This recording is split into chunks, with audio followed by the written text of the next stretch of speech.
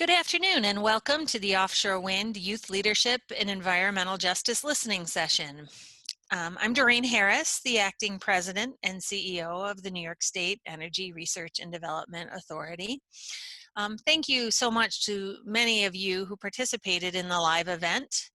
Due to technical issues, we are re-recording my opening remarks from NYSERDA, after which we will turn to the recorded section with the panelists. This virtual listening session is an opportunity for us to hear from leaders in climate education, youth empowerment, and environmental justice about their work on the ground. Their insights, based on frontline experiences, will help shape a forthcoming NYSERDA-sponsored program to empower young people across New York State to learn about how renewable energy projects and infrastructure, including offshore wind, can offer an important tool in our fight against climate change and to support clean energy action in their communities. So before we begin the panelist discussion, I want to take a few moments to highlight NYSERDA's role in this fight, specifically by advancing the cost-effective and responsible development of our offshore wind resource, and explain why this new initiative is a priority for us and for me personally. Next slide, please. Under the leadership of Governor Cuomo, New York has passed the most aggressive climate law in the nation, the Climate Leadership and Community Protection Act, which requires that we achieve 100% carbon-free electricity by 2040. NYSERDA is the state agency charged with implementing the climate law, which includes specific goals for solar energy, wind energy, and energy storage. And across all of these technologies, achieving true climate equity is a clear priority and is embedded within the CLCPA prominently. Next slide, please. As part of the climate law, New York will develop 9,000 megawatts of offshore wind by 2035, enough to power 6 million homes. And offshore wind development is expected to bring 10,000 jobs to New Yorkers. With many low-income and climate justice communities disproportionately affected by climate change and by the COVID-19 pandemic, it is more important than ever that we strive for an equitable distribution of these benefits from offshore wind as part of our just transition to a clean energy economy. Next slide, please. The benefits of offshore wind extend far beyond jobs. Already, we in New York have 3 offshore wind projects in development that will bring significant investments in port infrastructure and help build local supply chains statewide. And as we speak, we are in the midst of selecting our next project or projects awarded from our 2020 solicitation. Offshore wind will contribute to a more resilient, diversified energy supply and will be a critical component in greening our grid. The map on the left shows New York's first offshore wind projects, Empire Wind, Sunrise Wind, and LIPA's South Fork Wind Farm. And as these projects are developed, we at NYSERDA are working with key stakeholders to understand how to make opportunities for offshore wind available to many and across New York broadly, specifically to disadvantaged communities and coastal communities who have a specific interest in offshore wind. Education is critical to everything we do at NYSERDA and is also an important component of our local community engagement and in building the workforce of tomorrow. Next slide, please. So what role do young people play in the just transition to clean energy? That is exactly the discussion we are going to have today. This year, more than ever, we have been amazed by young people demonstrating their initiative to build and to realize a just future, their commitment to climate as the existential question of our time, and their resilience in the midst of challenges to seek action and opportunity when it is needed most. So today, we shine a light on these efforts and look to hear from experts in the field to help us at NYSERDA and you understand how our efforts can best empower youth leadership by asking a few key questions. What tools do young environmental activists need to succeed? How can NYSERDA develop a program to best support your efforts? And where does renewable energy, and specifically offshore wind, best align with the needs of the communities you serve? Our moderator, Callie Williams, a principal with MWBE firm CARP Strategies, leads the conversation with our esteemed panelists.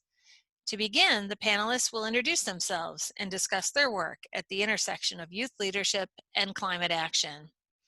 So we will now start the recording of the original webinar, beginning with Elizabeth Yampierre, the Executive Director of Uprose, an intergenerational, multiracial, nationally recognized community organization that promotes sustainability and resiliency in Brooklyn Sunset Park neighborhood.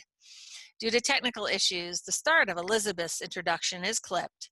We offer our sincere apologies, but very much look forward to hearing from her now. Thank you. Intertwined global crisis, an environmental justice pandemic, the rise of fascism and white supremacy, and the crash of the fossil fuel economy. And it's hard not to feel despondent about the future of this country and the future of humanity, but these projects, or projects like these, give us hope. Young people of color, in particular, Black, Brown, Indigenous young people, have been an integral part of the environmental justice and climate justice movement for generations. They serve on our board of directors, they serve on our staff, they're integral to decision-making is shared. And we have been cultivating visionary strategies for building a better world for a really long time. And so from the front line of the People's Climate March in 2014 to Standing Rock to Black Lives Matter, our young people have always had to put their lives on the line so that we can breathe. They have been meaningfully engaged in youth leadership. And if their leadership has not been seen, if it hasn't been lifted and hasn't been celebrated, it's because they're young people of color. But we know that from Brooklyn to the Bay, that our young people have always been an integral part of leadership because we believe that leadership is a continuum and that you exercise it throughout, that you don't have to wait, you don't have to postpone it, that it happens throughout your lifetime. Our organization is rooted in community. How we define an environmental justice organization is based on what the majority of the staff, the board of directors, the members, how decisions are made, what that looks like. And so we're an authentic environmental justice organization because our organization is made up predominantly of people of color. Our young people and the kinds of things that they've done at Uprose, they have tested water quality, they've monitored truck traffic, they've engaged in GIS mapping, they facilitated and led community planning meetings, testified at hearings, organized for open space successfully, led pain abatement, transportation amenities. They've shut down power plants and stopped the discriminatory siting of new ones. And at Uprose, young people have also organized 8 climate justice youth summits. And in those summits, they've learned about energy democracy and how to organize for a just transition, even how to build an anaerobic digester. 4 of them have been to Antarctica, 3 to the North Pole. They've received the Gloria Barron Prize for Young Heroes in North America and the National Brower Youth Award. And most recently, one of our young people spoke at the COP in Spain and just last month at the United Nations. In terms of renewable energy, they have been working on renewable energy for years, everything from fighting New York Power Authority, the lawsuit is called Uprose versus NYPA, to stopping the siting of 520 megawatt power plant, to basically working right now to shut down peakers in Sunset Park and fight for battery storage, and now proactively to make sure that we have offshore wind and that our community locally benefits from that. So we're really pleased that NYSERDA is proactively looking to support their leadership and engagement in an initiative like this one. We believe right now that at a time when the country is so deeply divided because of racism, that and agencies like NYSERDA can really redefine what the role of equitable partnerships look like and make an affirmative commitment to leveling the playing field by prioritizing authentic frontline organizations and program design, engagement, and the allocation of resources. Our young people have been involved in everything from research to planning to helping operationalize a just transition. And so when we think about them, we can't be thinking about them as being at risk. We need to think about them in the way, we need to think about them as being at potential because many of us were them once. So gracias, thank you for the opportunity and I'm looking forward to the conversation.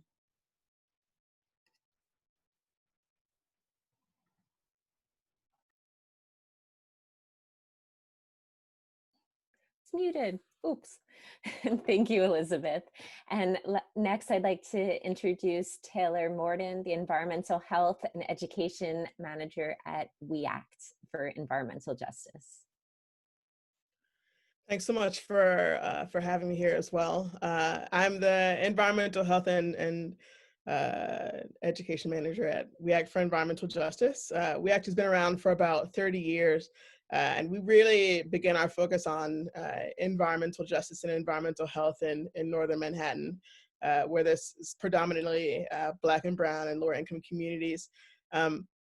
We've expanded our work to the state and national level. We have a DC office as well, and have done a lot of work on various topics. And our members in the community, in the Northern Manhattan community, and from all over the state, and folks from in the recent years across the nation really inform what topics that we work on. So we have a storied history around clean air and energy, especially in our state work in Albany. But we work on at least 10 to 12 different topics over the we've worked on 10 to 12 different topics over the past 5 years. The needs of residents and the environmental justice needs really inform what work we work on in the moment. And my role specifically is in the environmental health department, and understanding that environmental health is crucial when we understand the impact that environmental and climate injustices have on our communities. They're the tangible things that we see and we feel, and the education is a very important component to that. And our education we've done a lot of adult education over the past 20 years with our adult EHJLT, our environmental health and justice leadership training, as well as with our youth program. Our youth EHJLT has been around for the past 8 years, and we really started with a school in Washington Heights called the Wheel School, and have been able to expand that program to different schools across the city. And all of our curriculum and program is really centered in environmental justice and environmental health, and really understanding that in order to think critically and respond and act as the adults who are becoming advocates and activists in their communities around these really critical issues, that education cannot be absent from that process of becoming a leader and really becoming a crucial part of this work and the communities that we care for. As I mentioned before, we do a lot of work on energy at both the city and the state levels, but have a lot of educational curricula connected to energy usage and topics that are related to those. And the last piece that we've been working on in the past couple of years has been related to climate education policy, and understanding that New Jersey has been the first state to mandate that the state will be required to teach about climate change and related topics. And we're certainly pushing and hoping that New York State will become the second. And thank you so much for having me here. Great. Thank you, Taylor, for being with us. And next, I would like to introduce Julie Take, the president of the New York League Conservation Voters. Hi, my name is Julie Ty. I'm president of the NYLCV.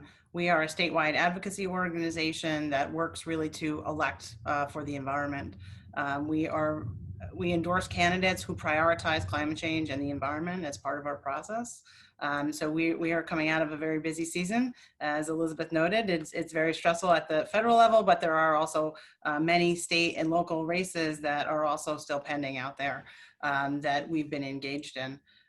We seek to educate the public on candidates and make sure that we're discussing in the public where they stand on environment and climate change. We think that's an important part of the dialogue, and far too often that's not something that voters are presented with as they are going through a normal course of a campaign. I think collectively all of our groups are trying to change that tune, and I think it is starting to. The fact that you see more candidates actually caring about the environment, and the fact that climate change was one of the top issues that people were voting on this year, I think is really a testament to the work of many organizations that are out there, and the reality that climate change is really front and center in our entire economy right now. We have chapters in Long Island, New York City, Westchester, and the Capital District. We are seeking to set one up in Western New York, and we have begun to do work there, in particular on clean energy. And so in those places, we do advocacy and we work on policy and politics, as well as statewide. We work to develop white papers and advocacy tools to educate the public and focus our policymakers on issues like renewable energy. For example, last year we did a paper called Breaking Down the Barriers to Renewable Energy, which we then went out and met with stakeholders to engage them on what issues are really facing them. And then we made recommendations to the legislature, which we then worked on with the culmination being legislation that was adopted this year to make it easier to cite renewable energy in a bill that's inartfully called the Accelerated Renewable Energy Growth and Community Benefits Act. Not a terribly good acronym, but that's what that doesn't always happen. So really for us, along with protecting water quality and fighting climate change in many different sectors and working on waste reduction, really renewable energy is one of our top priorities. It's the basis upon which all of the other components of, or many of the other components of fighting climate change are based upon, is really moving to a clean grid. And so that has been one of our top priorities to help. We are members of the WindWorks Long Island, so we've been very actively engaged in offshore wind, in particular there, where this spring, this summer, and this fall, we actually held a public relations campaign to educate and highlight the support for offshore wind in that community, because there's a project that's pending, in particular, the South Fork Wind Project, which is the first project that's going to happen here in the state of New York. And we engaged, all of the congressional candidates who are running on the East End, in particular on this issue. We worked with Citizen Campaign for the Environment and Students for Climate Action and Renewable Energy Long Island to make sure that all those candidates were asked those questions about where they stand on offshore wind in particular. I think that it is incredible that NYSERDA is hosting this opportunity now to engage the youth, because we really need young people to vote and to vote for the climate and make sure that their elected officials know that this is a priority. And we also need to make sure that we have people who are out there who are expressing support for projects. And I think that's something that sometimes gets left behind. In my experience, in my old job, it was very frequent that when a project was moving forward, you would think if you supported it, you wouldn't say anything. You would just think it would be moving forward. But if a project was bad and you wanted to stop, then you would see a lot of action on that. And I think now there's something called YIMBY instead of NIMBY. Yes, in my backyard, we need more of that. And I think the youth are going to lead us on that. So thank you so much for inviting us, and we look forward to participating. Thank you, Julie. And now I'd like to introduce Ryan Madden, the Sustainability Organizer for the Long Island Progressive Coalition. Evening, everyone. Happy to be here. Yeah, my name is Ryan Madden. I use he, him pronouns, and I'm with the Long Island Progressive Coalition. We fight for structural change at the local, state, and national levels to attain racial justice, build community wealth, and realize a just transition to a 100% renewable energy future. And we were a huge part, along with Elizabeth at Uprose, as a part of New Yorker News, to successfully pass what is now called the Climate Leadership and Community Protection Act. I think it's really important to highlight the grassroots and frontline led effort that resulted in this climate bill. That really was a multi-year campaign by what is now a over 230 member coalition that is working to ensure the just implementation of this bill. So on Long Island, as a multi-issue organization, my focus is on our climate and energy work, which has taken various forms over years. We actually spent quite a bit of time working on Green Jobs, Green New York, another piece of legislation that we helped to pass and then worked to implement through NYSERDA. So we worked with low-income communities to help implement this residential energy efficiency program. And through that, one of the things that we did is we adopted a curriculum to work with the Girl Scouts on Long Island to help educate youth around energy efficiency and to talk to their parents about the program.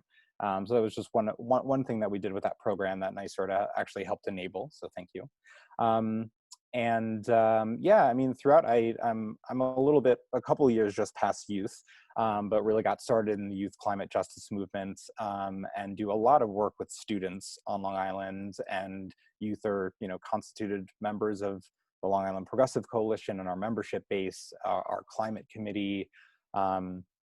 And yeah, we do a lot of political education and grassroots organizing in coalition with students and young people. And one of the things that we've done most recently is help create a community engagement series around the implementation of the Climate Leadership and Community Protection Act. And some of the groups that we've worked with have included the Environmental Action Coalition, which is a student group out of Adelphi University. We held one with Students for Climate Action, which I see a couple folks from that group are on this call. And we did a community series with, it was an intergenerational group, but including some youth from the Shinnecock Nation in December of last year. So we are deeply committed to the intersections of environmental youth and indigenous justice in the equitable implementation of this ground sweeping climate law to ensure that the equity mandates are forefront and centered throughout the entirety of the implementation process. And so excited to be here and looking forward to getting into the panel discussion with everyone. Great. Thank you all for introducing yourself. What an inspiring group of panelists. So I'm excited to get right into our first question is for Taylor. If you could speak to what role young people have played in your respective work. Yeah, absolutely. At WEAC, we have a membership. We're a membership-based organization. And the majority of our members come from Northern Manhattan. So they are folks who show up at our annual meeting, who are involved in all of the things that we do. And over the past 8 years, we've been able to work with students in our membership, and they've been able to get a lot of real life experience, either working in our working group. We have a climate justice working group that takes on different initiatives. And this year, the climate justice working group worked on issues such as extreme heat. I think they're going to work on access to heat in the wintertime as well. But we've had young folks get involved in a couple of those working groups to get some of that real life experience, to work on policy, to work with our staff and sort of see what that's like. We also work on student-led projects. So as I mentioned before, our Youth EHJLT program, we started 8 years ago, and that's really evolved into, moving from this curriculum that we sort of put together into a project that was created from sort of an expo that we had. And now we have a group of students who are working on ways to mitigate exhaust in their community. The school is right by a major highway. And so the students have sort of turned what we had given them as education and skills into a project of their own. And so we have taken on and supporting that work. And I think that really speaks to the need for student work to be student-led and student-created. And I would say a lot of our work is bi-directional. Sometimes we come up with projects for that need to be funded and all those sorts of things. And then there are other opportunities where students come up with their own ideas, and we find different ways to support them. And other experiences that we've had students involved with participatory budgeting and any of the other processes that we've been involved with as a group with WeAct. We also have volunteers and interns, and try to take on as many possibilities to give students real life experience as much as we can. And I think really understanding that there's K through 12 sort of age folks, and there's also folks who are 18 through 25, and that when in our understanding of youth, that group is also really important as we support youth from K through 12 education into young adulthood. Great, thank you, Taylor.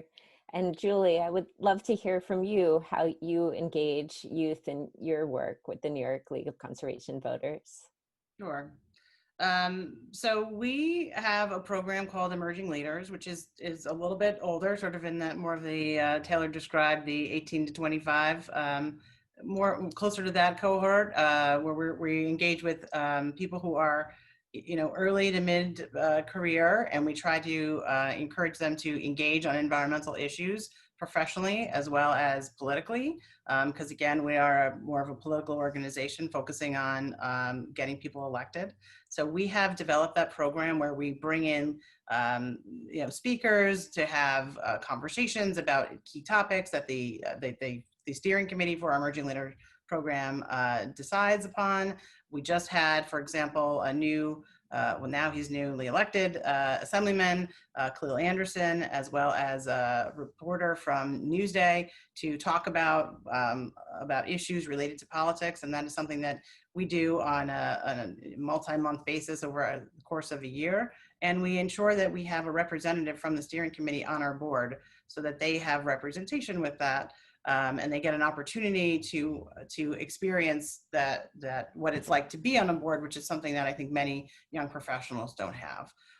So certainly we engage broadly with our membership about voting, and that does include people who are young as well. And like many not-for-profits, we also have those internship opportunities where we try to educate people about working in the environment, and that is certainly something, but I would say much more on the Emerging Leaders is really where we have an intersection. Great, thank you, Julie. And Ryan, the same question for you. Could you speak to how you involve young people in the work that you do with the Long Island Progressive Coalition? Yeah, so yeah, similarly, just hearing the word internship, I was like, we also have an internship program.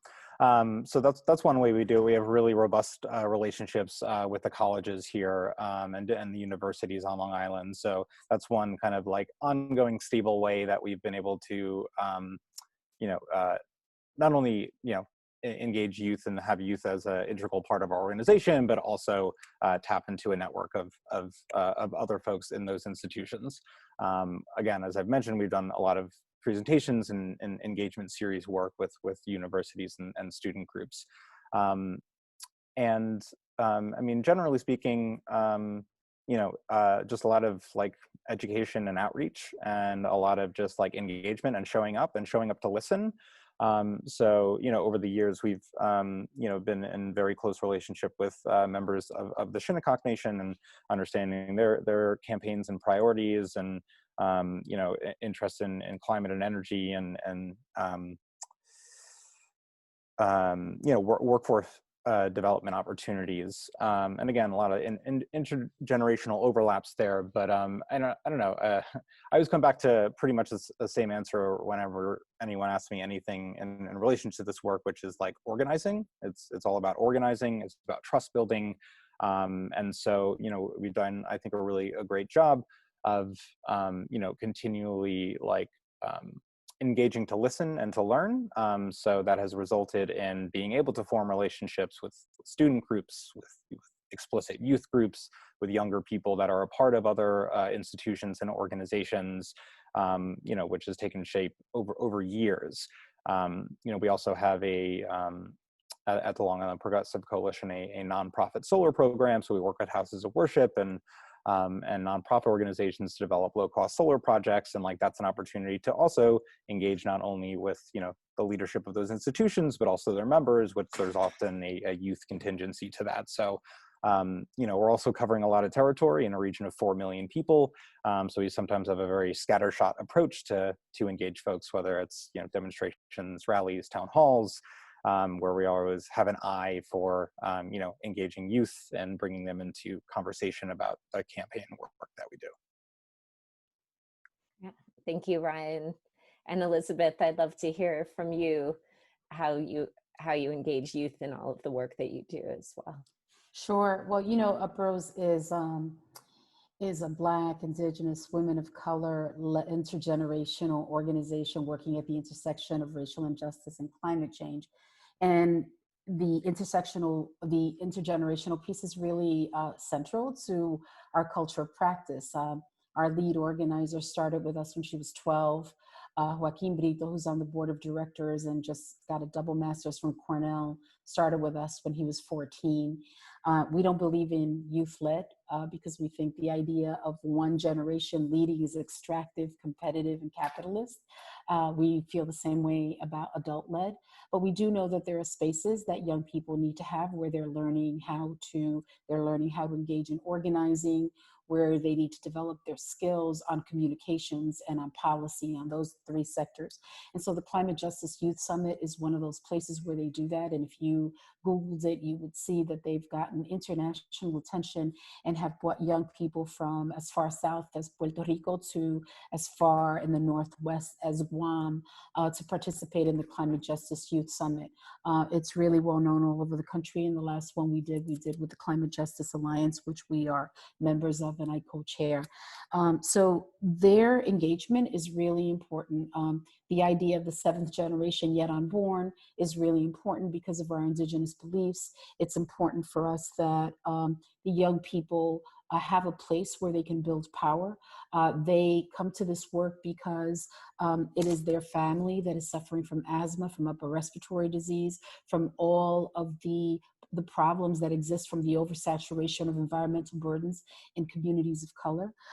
They are all young people of color, and you know, as I mentioned before, they're not at risk, they're at potential, and we don't have deficit-based expectations of them, so we don't patronize them. We don't have groupings where we say, what do the young people think?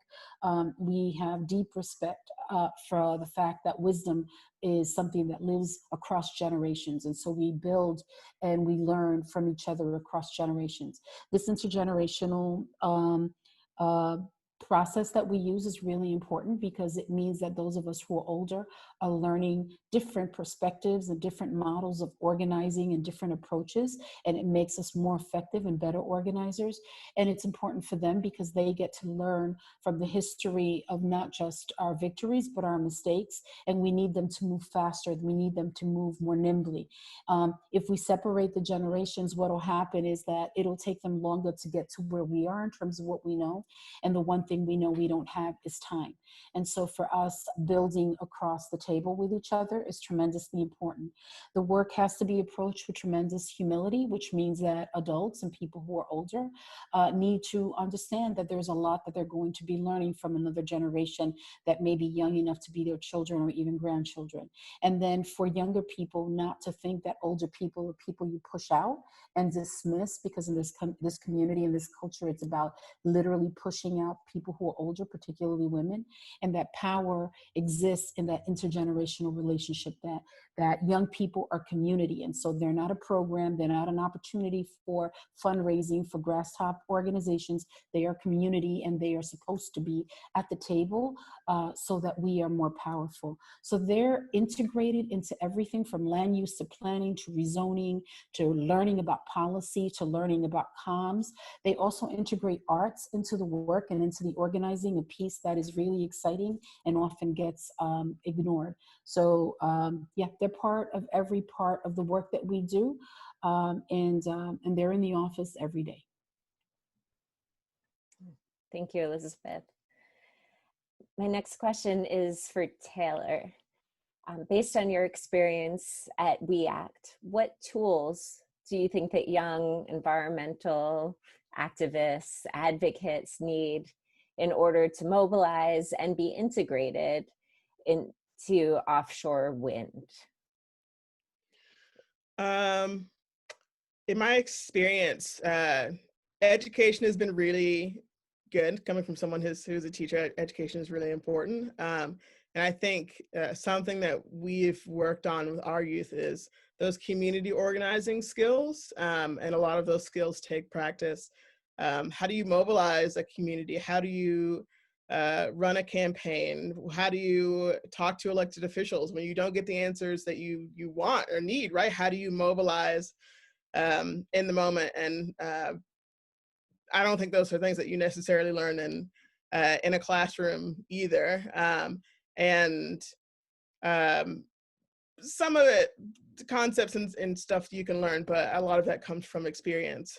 So I think there's a lot of conversation that needs to be had around what are the skills that you learn through experience, and not just experience like simulations, but actually getting involved in the movement and building some elasticity around mobilizing in your community.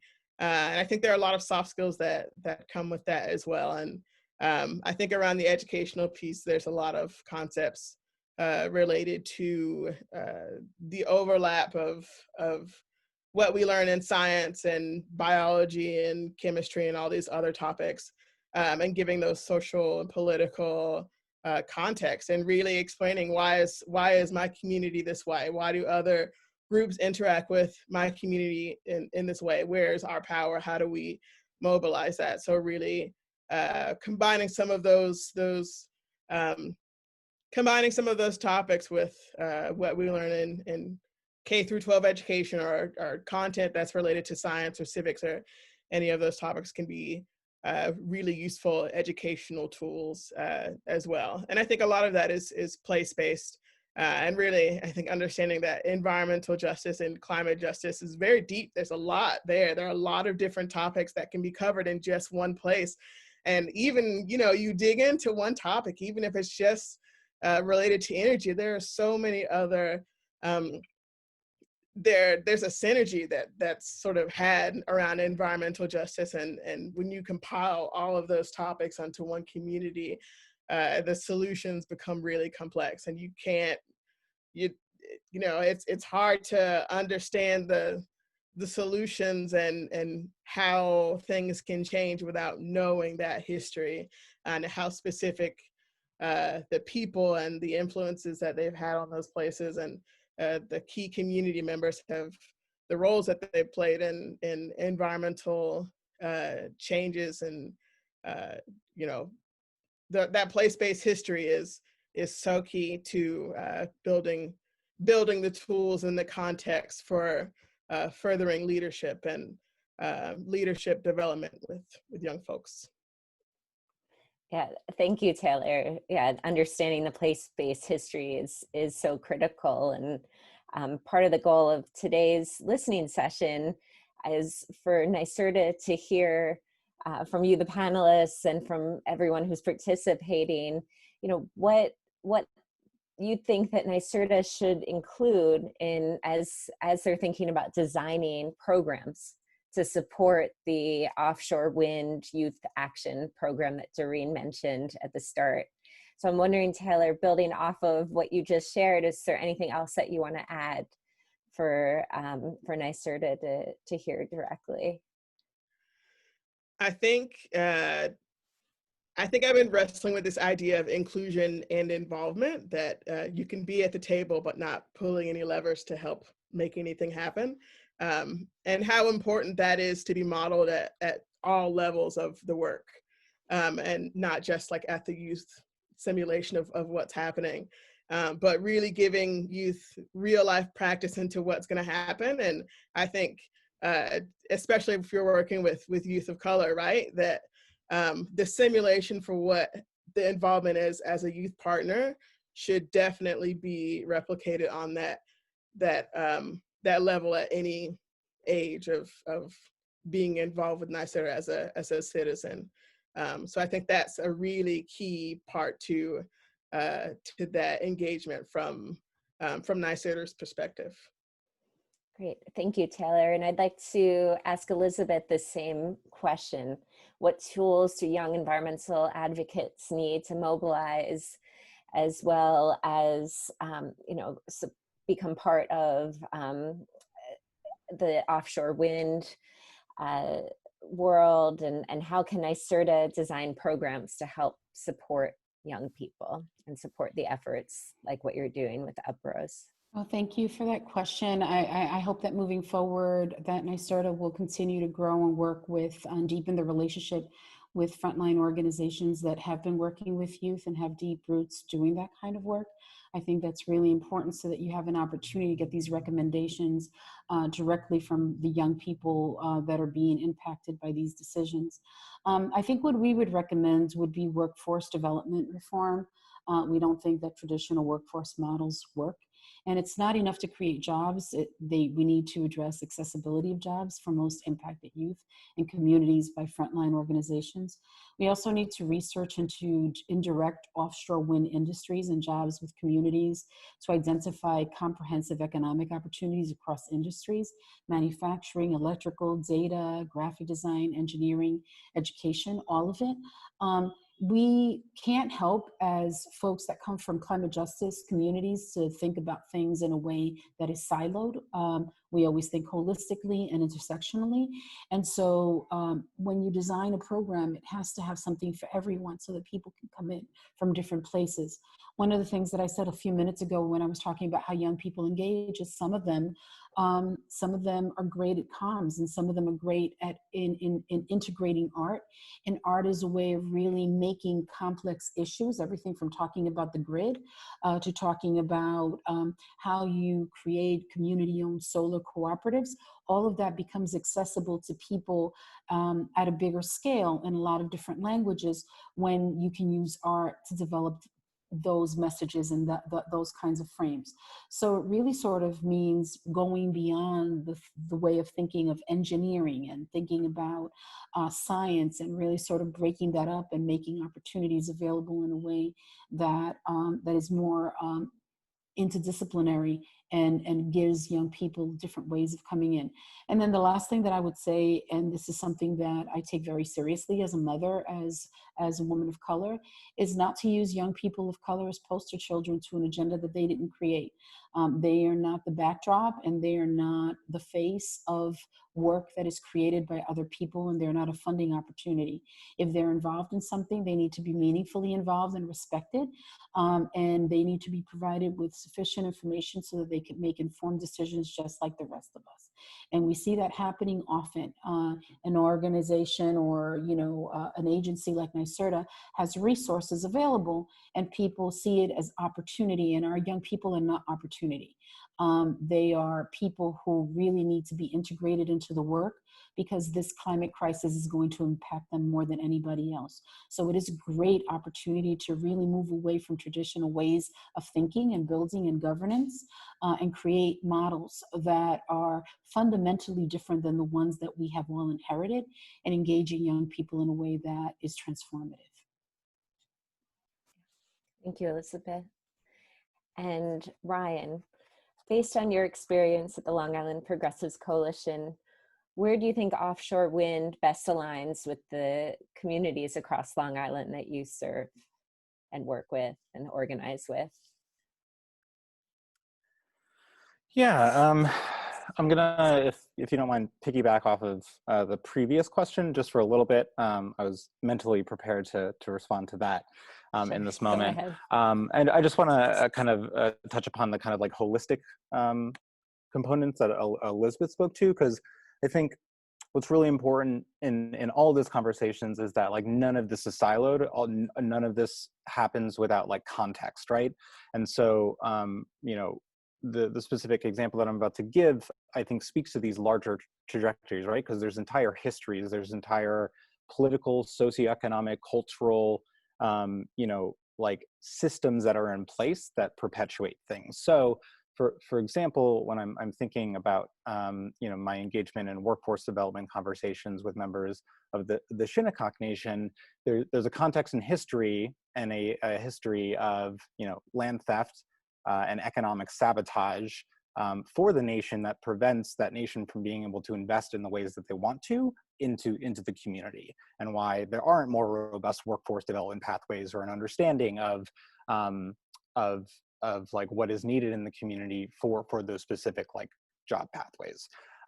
And so, like, for example, right now, New York State has a meritless and quite frankly racist lawsuit against the Shinnecock Nation for developing a advertisement and billboard on their own land that is costing them tens of thousands of dollars in legal fees that could be going to other like youth-based programs. and so like that kind of understanding about the holistic nature of what communities are facing and like the other parts of the apparatus of the infrastructure that you're involved with is, I think, important to understand. Because like, especially like as we're talking about offshore wind, there's also like a particular history around like development and where cables are landed, and you know, so there's just like all of that needs to be carried with us at all times, if we're serious about realizing the things that we want to realize. Because offshore wind could have a huge impact for different communities on Long Island, especially communities that have borne the brunt of like where landfills are sited, like in Brookhaven, where in North Belmore, there's a particular concentration of low-income communities and communities of color, and like those communities who have faced the brunt of this should be the most engaged in this and the most resourced to do this based on what their particular needs are.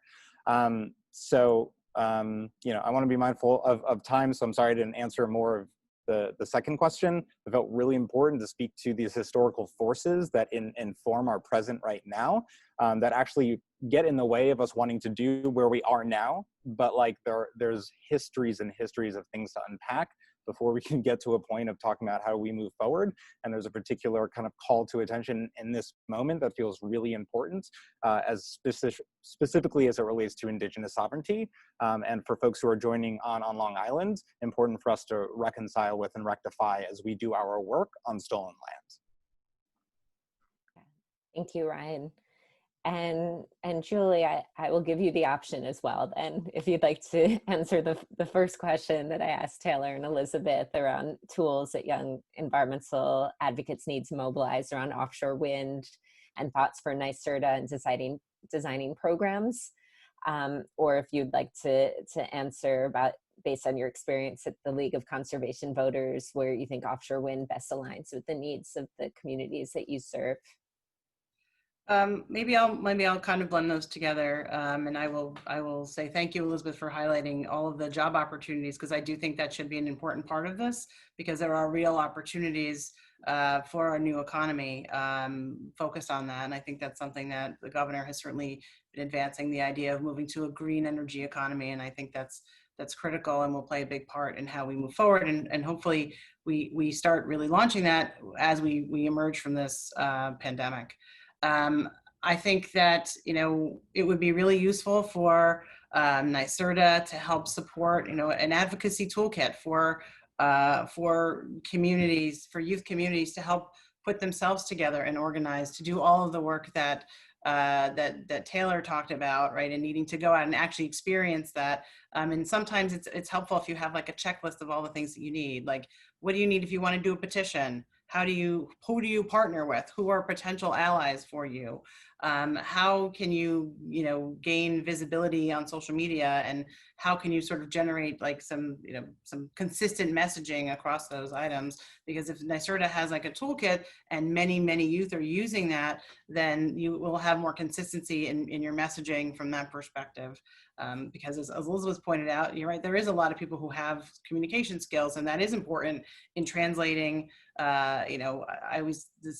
translating engineer speak into English, which is often the case, needing to identify who you're targeting when you're reaching out to people, that you need to reach out to your town officials in certain cases, you need to reach out to your state elected officials in certain cases, you need to reach out to the state agencies in certain cases. And I think providing information on where youth can go with all of that is, I think, a tool that they would not necessarily have. You're right, it's not something you learn in a K through 12 situation, and that could be something that would be really useful, and how they can help to mobilize themselves in having the creative and in-your-face events that the youth have been very good at. Obviously, the Climate March is a huge example of that, and giving sort of the building blocks all in one place of I'm a youth, I want to go and start something, working with other people in my community to support a project or to stop a negative project. Having all of that, I think, in one place can be really useful for them to help create that themselves. rather than relying on other organizations to help sort of make that happen. And I think, you know, having that all together could be very useful. I also think providing support and identifying organizations that they could take upon themselves, like new chapters for Students for Climate Action, right? We have a number of them in New York, but there's a lot of other opportunities for people to engage in the school, you know, levels. So to me, providing support and highlighting some of those types of organizations can help to provide tools that people need to advance that. Great.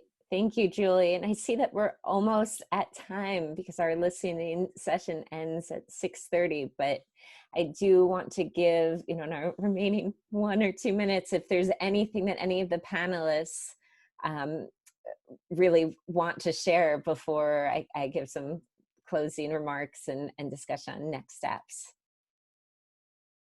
I wish we had more time. I have so many more questions for you, and this has been such an inspiring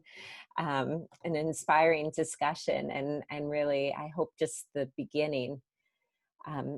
Yes, Ryan, go ahead. Yeah, I just want to, you know, I think as Elizabeth really named at the top of this call, the kind of intersecting moments of crisis that we're in is that this is a real fundamental time to like change how we do everything, like top to bottom. So I'm just grateful for the kind of intention that NYSERDA has set in engaging in this way, and the type of focus that you've made in the last couple of years explicitly around equity and community engagement. So just want to, you know, again, kind of just offer my thanks for this, because I think an institution like NYSERDA being aligned with, you know, communities and frontline groups is pivotal as we all think about the kind of restructuring that needs to happen in the way we relate to each other, what the role and service of governance is, and the role of institutions to support and funnel resources to communities who've been most impacted by these systems. Yeah, I have to echo what Ryan is saying. It is unusual for an agency like NYSERDA to be involved in this kind of work and to be engaging us in this way. And I think that in itself is transformational. I would discourage young people to be part of competitive, ambitious, extractive processes where they're creating new and more organizations instead of identifying what are the organizations that are anchored in community where I can help build so that they're not supplanting leadership, so that they're not being competitive. This is a time for us to be building together across race and class in a way that is radically different than people have in the past. We know that big green organizations have always supplanted local leaders of color. This is a different time. Everything is at stake. And so it isn't enough to just work on infrastructure and to work on offshore wind. It's also a time to start really rethinking our relationships and building just relationships and engaging with communities that are most impacted in a way that is honorable so that we can build together and address these issues collectively. This is the time. This is a messy conversation, but this is what we need to be showing and teaching our young people, that we can't be competing, because while we're competing, the planet is literally burning up. So, so I would urge that young people start thinking differently about how to build power on the ground. Yeah, thank you. This is the time. And what a week we're in the middle of. And I really want to thank all of our panelists, Taylor, Elizabeth, Julie, Brian, and thank Doreen for hosting this conversation tonight and taking time away from our TV screens, right? Or listening to the radio about the world, the election. And thank you to all of our participants, which I think we reached almost 200 people who participated today in the webinar. And so we are going to be following up with an email to everyone who registered. Over 350 people registered with a survey with a link to the NYSERDA's new offshore wind website, where we're going to be posting a recording of this webinar, the survey, as well as responses to the questions that were in the chat window that went to NYSERDA. And again, as Doreen mentioned, this is really just the beginning. And we look forward to an ongoing and continued conversation between NYSERDA, the panelists, all of you and beyond, around the Offshore Wind Youth Action Program. and more. So thank you again for joining us tonight, and I look forward to speaking with you again soon. Take care.